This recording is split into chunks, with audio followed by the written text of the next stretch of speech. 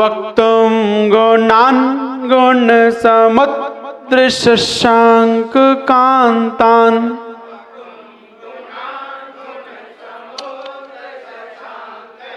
वक्तुम गुणान् गुण समुद्र शशांक कांतान्।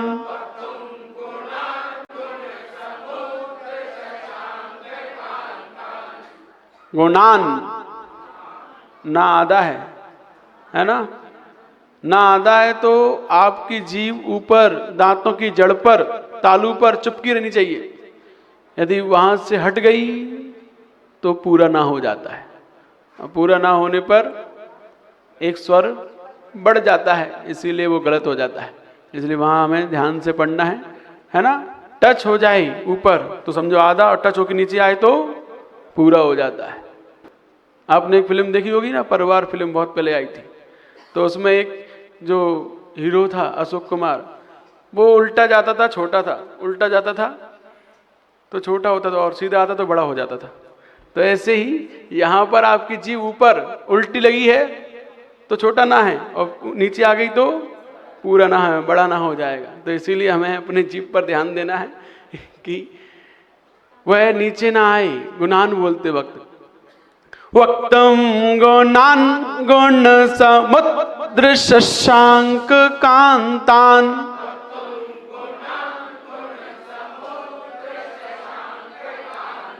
समुद्र संयुक्त अक्षर है ना, संयुक्त अक्षर पर ध्यान देना है, स्वराघात। समुद्र। वक्तुम गुणान् गुण समुद्र शशांक कांतान्।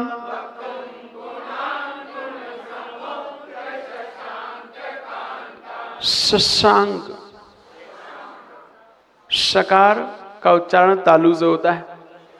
शशांक, सीटी आनी चाहिए आपके मुंह से यार। शशांक, तो ये आप शुद्ध बोल रहे हैं, है ना। क्या बोलना है? शशांक। हाँ। वक्तुम गुणान् गुण समुद्र शशांक कांतान्।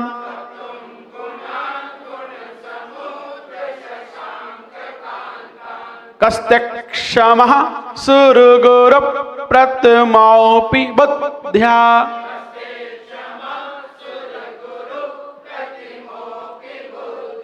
कस्त्यक्षमः सुरगुरु प्रथमोऽपि बुद्ध्या।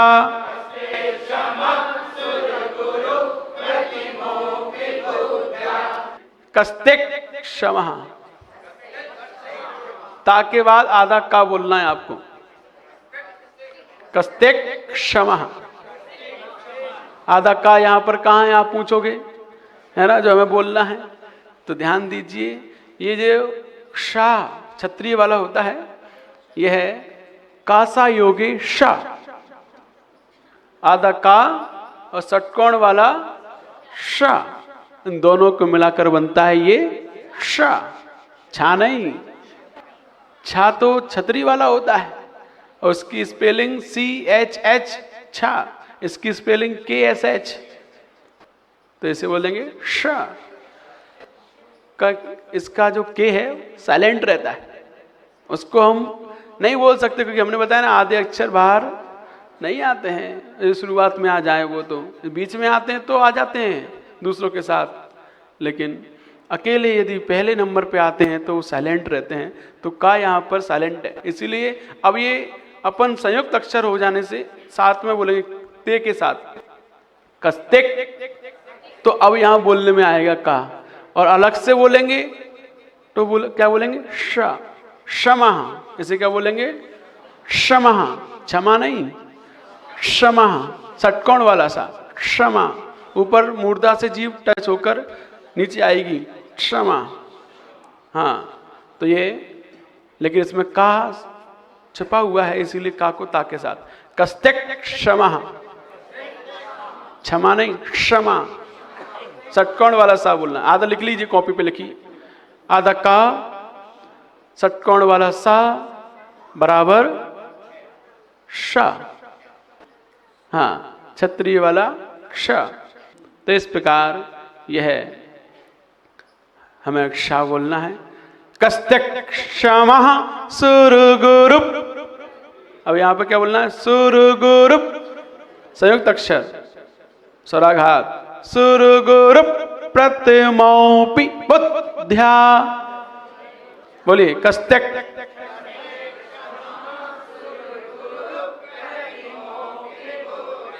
प्रतिमोपि बुद्ध्या। देखिए, जो बीच में ऐसा दिखाई दे रहा है ना आपको, इसे क्या बोलते हैं? इसे क्या बोलते हैं? इसे खंडाकार चिन्ह बोलते हैं। संस्कृत व्याकरण में खंडाकार चिन्ह कहा जाता है। और ये ए और ओ के सामने यदि आ जाता है तो एदोत परापदान्ते लोप मकाराः, इस सूत्र से आ का लोप हो जाता है और आ का लोप होकर खंडाकार चिन्ह बन जाता है। तो यहां पर आ था पहले, अपी, अपी शब्द है मूल में, लेकिन सामने ओ आ गया तो आ का लोप हो गया। तो हमें आ बोलना नहीं है, आ का इस प्रकार से हमें ये 3 मात्राएं यहां पर, ओ की 2 और एक आ लोप हुआ है वो, तो इसलिए उसे थोड़ा लंबा खींचेंगे। प्रतिमोपि बुद्ध्या, प्रतिमोपि बुद्ध्या। तो यहां ध्यान देना है, बुद्ध्या आददा। कस्त्यक्षमः सुरगुरुप प्रतिमोपि बुद्ध्या।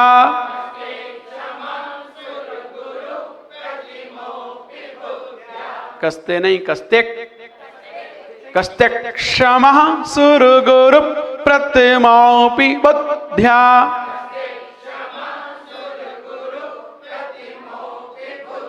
सुरगुरु नहीं, गुरु बोलोगे तो बड़ा हो जाएगा। सुरगुरुप प्रतिमोपि बुद्ध्या।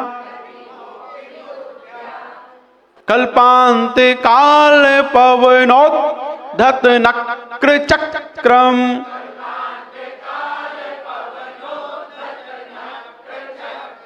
कल्पान्ते काल पवनोद्धत नक्र चक्रम।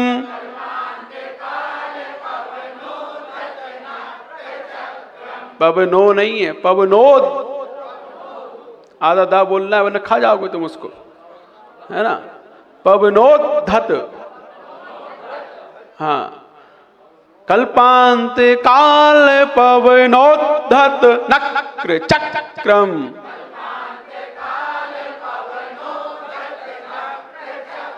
यहां पे झटका देना है नक्र चक्रम पे, क्योंकि ये संयुक्त अक्षर है। नक्र चक्रम। कल्पान्ते काल पवनोद्धत नक्र चक्रम।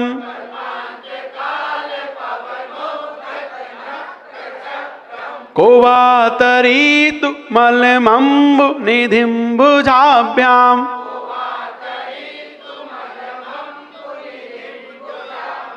को वा तरीतु मलमम्बु निधिम्बुजाभ्याम्।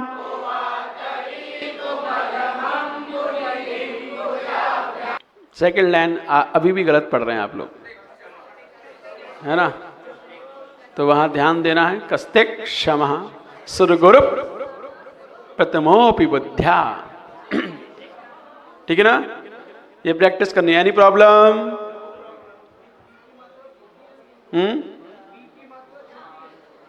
प्रतिमोपि,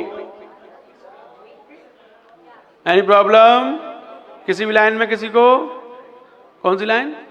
4th लाइन। को वा तरीतु, यहां पे ध्यान दें, तू जो है वो छोटा ऊ है, और छोटे ऊ को यदि आपको छोटा बोलना है तो री को लंबा खींच दीजिए, क्योंकि री क्या है? बड़ी की मात्रा है, तो आप लंबा खींच दोगे तो बड़ी ही कहलाएगी। को वा तरीतु मलमम्बु निधिम्बुजाभ्याम्।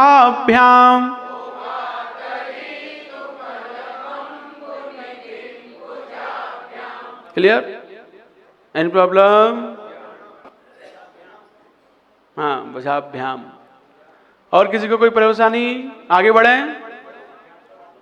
क्लियर? बोलो ना। All of you clear? तुम लेट आओगे, तुम्हारे लिए बार बार पढ़ेंगे।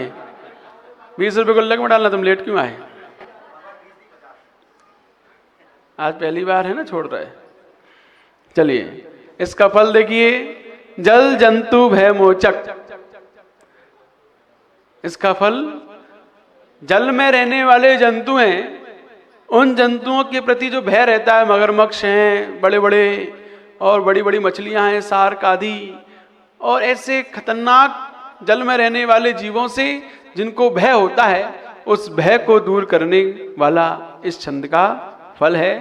इस छंद में जो भाव है, उस भाव को जब हम अपने जीवन में उतारते हैं, तब हम समस्त प्रकार के भय से रहित हो जाते हैं। वो कौन सा भाव है, हम समझेंगे इसका अर्थ में जब इसका भावार्थ जानेंगे कि क्या भाव दिया है कि हमारे जीवन में जो भी भय होता है, वो भय समाप्त हो जाता है। किससे? जब हम इस प्रकार के भाव को अपने अंदर उतारते हैं। भाव पूर्वक पढ़ने पर आत्मा के समस्त अंश खुल जाते हैं, और जब इस आत्मा के अंश जागृत होते हैं, तब जीवन में कोई भय नहीं सताता। भय हमेशा हमें इस शरीर का सताता है। ये शरीर कोई काट लेगा, हाथ कट जाएगा, पैर कट जाएगा, उंगली कट जाएगी।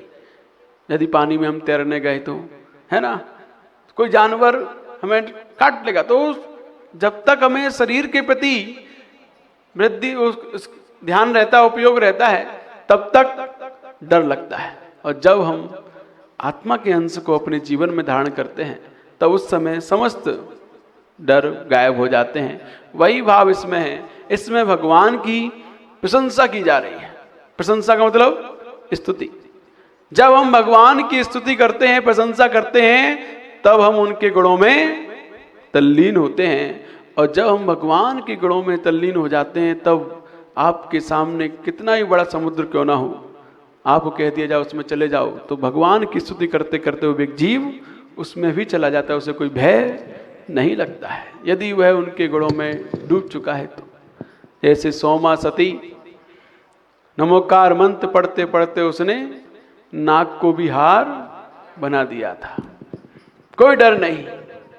तो इसीलिए हमेशा डर वही होता है जहां पर भगवान की आराधना स्तुति नहीं होती, जहां अपने आत्मा के अंश जागृत नहीं होते, वही व्यक्ति को भय लगता है। तो इस समस्त प्रकार के जल में रहने वाले जंतुओं से भय को दूर करने वाला इस छंद का फल है। आइए इसकी जाप देखते हैं। ओम ह्रीं अरम नमो सब्बो सही जिन सब्बो ही जिनानम।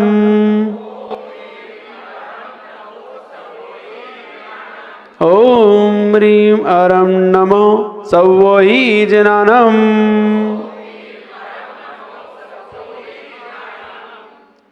ऐसे मुनिराज जिनको सर्वावधि ज्ञान प्राप्त है। कौन सा ज्ञान?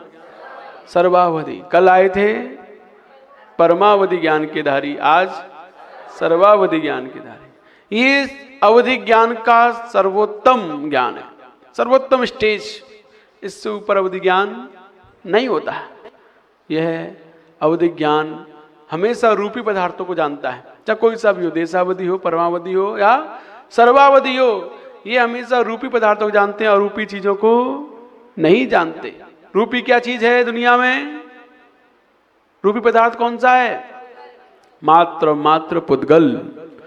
पुद्गल ही रूपी है, बाकी सब अरूपी है। 6 द्रव्य हैं। 6 द्रव्य में जीव, धर्म, अधर्म, आकाश, काल, ये पांचों के पांचों अरूपी, अमूर्तिक हैं। इनको अवधिज्ञानी नहीं अनुभव करते, नहीं जानते प्रत्यक्ष रूप से। परोक्ष रूप से जानते हैं, प्रत्यक्ष रूप से नहीं जानते। हम लोग भी नहीं जानते प्रत्यक्ष रूप से, क्योंकि हमारा कौन सा ज्ञान है? मध्य और श्रुत। तो इन सबको प्रत्यक्ष रूप से कौन जानता है? सिर्फ और सिर्फ केवल ज्ञानी। केवल ज्ञानी भगवान ही अरूपी पदार्थों को प्रत्यक्ष रूप से जानते हैं, बाकी सब परोक्ष रूप से जानते हैं। जानते तो हैं, लेकिन परोक्ष रूप से हम जानते हैं काल द्रव्य होता है जो बर्तना कराने में सहायक होता है, बस ऐसे परोक्ष रूप से हम जानते हैं, समझते हैं। लेकिन प्रत्यक्ष रूप से काल द्रव्य के परमाणुओं को देखना, प्रदेशों को जानना, वह केवल ज्ञान की ही महिमा है। तो ये अवधि ज्ञान जितने भी होते हैं रूपी पदार्थों को जानते हैं, तो सर्वावधि ज्ञान रूपी पदार्थों में सबसे छोटा यदि कोई चीज है तो वो क्या है? सबसे छोटा परमाणु, एटम। उससे छोटा कुछ भी नहीं होता। एक परमाणु को भी जानने की क्षमता यदि किसी ज्ञान में है तो वह सर्वावधि ज्ञान में है। देशावधि ज्ञान की हाईएस्ट जो सीमा बताई थी सबसे, तो वो बताया था कि सूक्ष्म निगोदीय लब्ध पर्याप्तक जीव के तीसरे समय की अवगाहना को वो जानता है, लेकिन उससे भी हीन को परमावधि ज्ञान जानता है, उससे भी असंख्यात गुना हीन। और एक परमाणु को ये सर्वावधि ज्ञान जानता है। एक परमाणु भी अपने प्रत्यक्ष देख सकते हैं अपनी आंखों से, अपने ज्ञान से, है ना, प्रत्यक्ष देख सकते हैं। हम नहीं देख सकते एक परमाणु को, क्योंकि हमारे पास वो क्षमता नहीं है। परमाणु बहुत सूक्ष्म होता है, अति सूक्ष्म, जिसको वैज्ञानिक परमाणु बोलते हैं, एटम बोलते हैं। वो एटम नहीं है, वो स्कंध है। वो कई परमाणुओं का मिला हुआ अणु है ना। तो ये समझना कि वो तो सब स्कंद रूप हैं, पदगल रूप हैं। ये परमाणु बहुत अति सूक्ष्म होता है। इसको सिर्फ और सिर्फ सर्वावधि ज्ञान के माध्यम से ही प्रत्यक्ष जान सकते हैं, और उसको ऊपर वाले तो जानते ही जानते हैं, केवल ज्ञानी। तो उससे नीचे वाले ज्ञानी लोग नहीं जानते परमाणु को। और सबसे अधिक इनकी ज्ञान की पर्याय जो है कितना जानती है, तो तीनों लोकों को जानती है। इनकी सीमा यहाँ से बैठे बैठे सर्वार्थ सिद्धि तक जान सकते हैं। सर्वावधि ज्ञान के मुनिराज जो हैं वह नीचे 7 नरक तक और ऊपर सर्वार्थ सिद्धि तक जान सकते हैं अपने अवधि ज्ञान के विषय से। तीनों लोगों परोक्ष रूप से, ये भी प्रत्यक्ष रूप से उनकी आत्माओं को नहीं जानते, लेकिन परोक्ष रूप से वह सब कुछ समझते हैं। तीनों लोगों के पदार्थों को, रूपी पदार्थों को प्रत्यक्ष रूप से जानते हैं। रूपी को प्रत्यक्ष रूप से जानते हैं, लेकिन अरूपी को परोक्ष रूप से। इस प्रकार इनका यह ज्ञान सर्वोत्तम ज्ञान होता है। सर्वोत्तम मुनिराज होते हैं जो उसी भव से मोक्षगामी होते हैं, तद्भव मोक्षगामी। और ऐसे श्रेष्ठ रिद्धियों को प्राप्त है जो मात्र और मात्र किसको होती है? सिर्फ और सिर्फ परम तपस्वी मुनिराजों को होती है, जिन्होंने अपने श्रुत ज्ञान का इतना मंथन किया, इतना मंथन किया, इतना चिंतन किया है कि उसमें से खोज खोज के गहराइयों में जा जाकर एक एक चीज को उन्होंने जाना है। उन्हीं मुनिराज को यह सर्वावधि ज्ञान प्राप्त होता है।